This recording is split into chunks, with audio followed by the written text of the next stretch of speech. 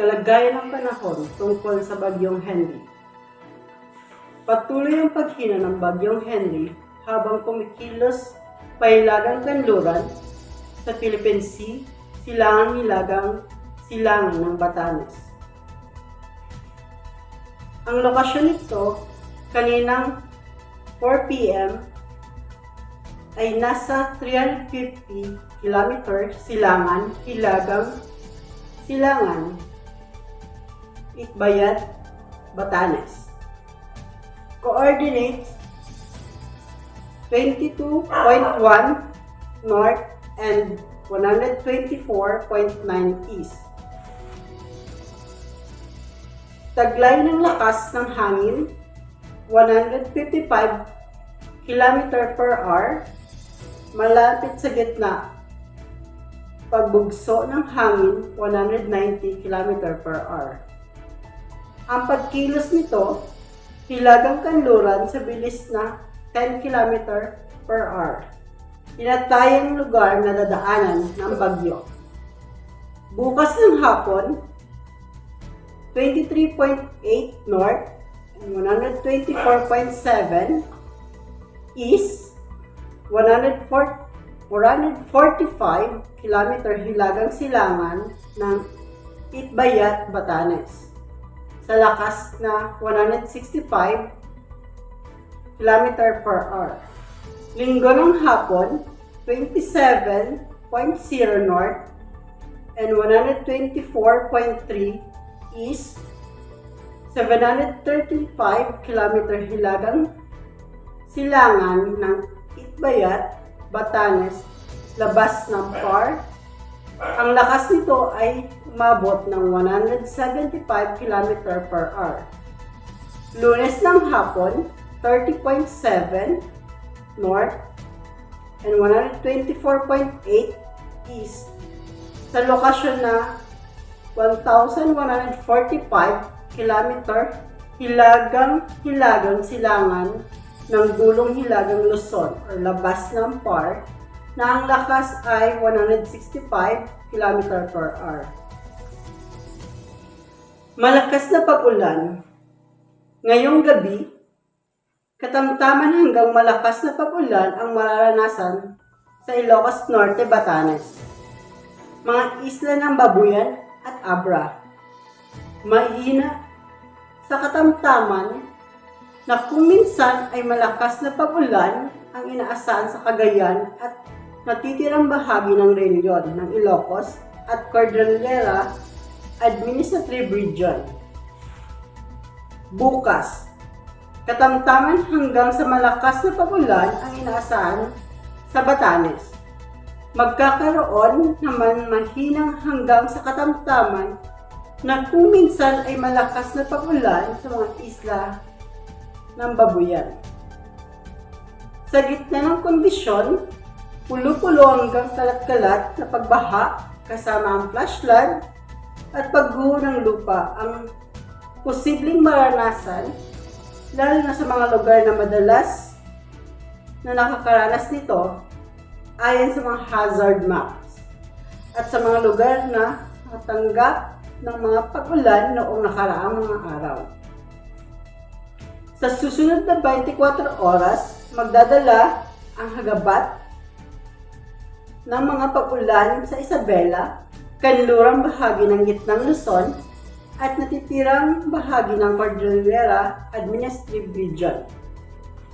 Para sa karagdagang impormasyon, tignan ang Weather Advisory number 1 na inilabas kaninang 11 p.m. Pagkilos ng bagyo. Inaasahang patuloy ang mabagal na pagkilos pahilagang kanluran o hilagang kanluran ngayon hanggang bukas na umagang bagyo. Bago ito dahan-dahan bumilis pahilaga bukas. Inaasahan lalabas ito sa Philippine Area of Responsibility bukas ng gabi o linggo ng umaga. Sa susunod na 12 oras, ito ay inaasahang patuloy na hihina. Pagkatapos saglit, lalakas ang bagyo bukas ng umaga hanggang sa linggo. sa pagsimula nitong pagkilos ng mabilis pahilaga. Patuloy mag-antabay sa mga updates at pagbabago tungkol sa sama ng panahon. Ang mga Public Disaster Risk Reduction and Management Office or PDRRMO na maaaring maapektuhan ay pinapayuhan na gumawa ng kaukulan hakbang para maproteksyonan ang buhay at mga ari-arian. Ang mga nakatira sa mga lugar na maaaring maapektuhan ay pinapayuhang sumunod sa tagbilin ng mga namumuno sa inyong lugar para sa heavy rain warnings, thunderstorm, rainfall advisory, at iba pang severe weather information na para sa inyong lugar na palagi magbantay sa mga produktong ilalabas ng inyong lokal Pag-asa Region Service Division. Sa agri-panahon, masungit na panahon ang inaasahan sa Batanes.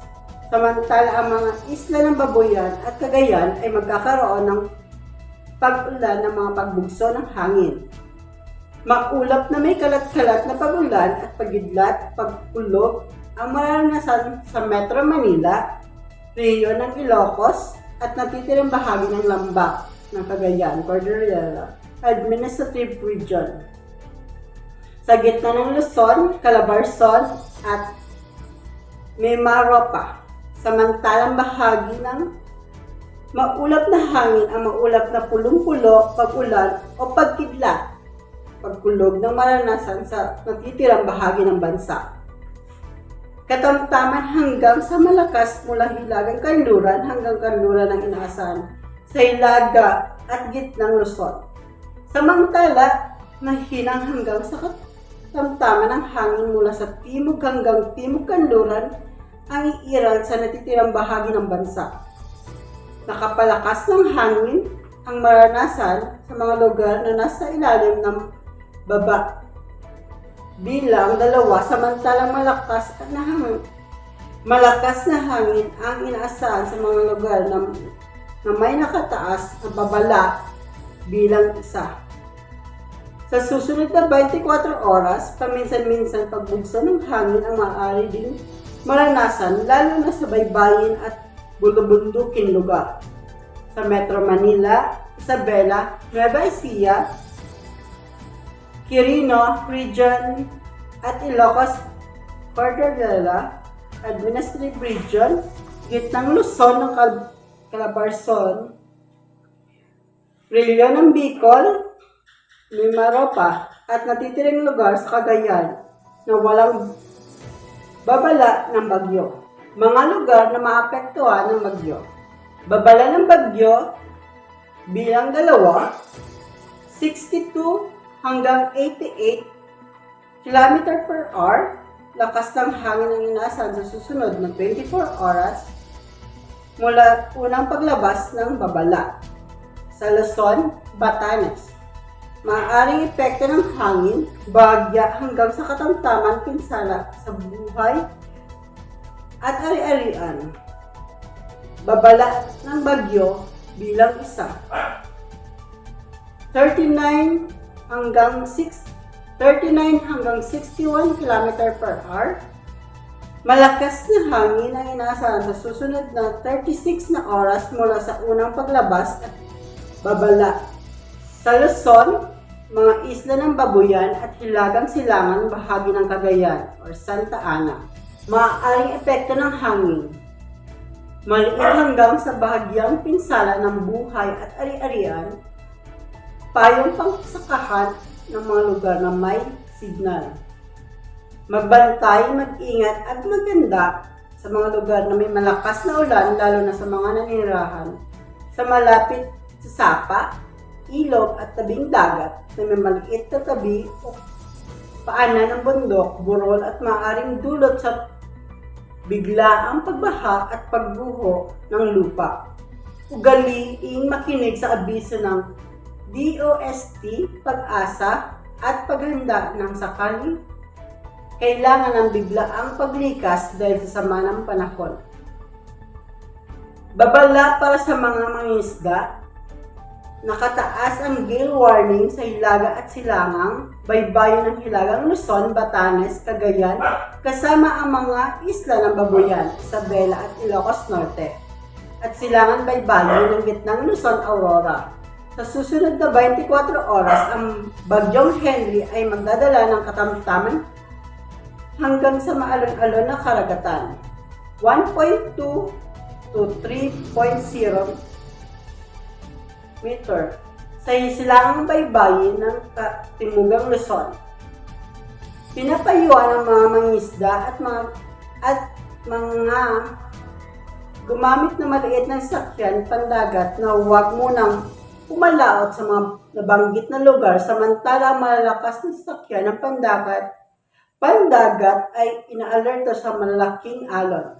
Katamtaman hanggang sa maalon ng karagatan ang iiral sa natitirang bahagi ng Hilaga at gitnang Luzon, samantalang banayad hanggang sa katamtaman ng pag-alon ng karagatan ang maranasan sa natitirang bahagi ng kalupaan. Ang mga isda ay pinapaalahanan sa palagi mag-ingat, ugaliing magdala ng mga gamit na pangkagipitan, magbantay at makinig sa mga paalala at patalastas mula sa DOS at Pag-asa.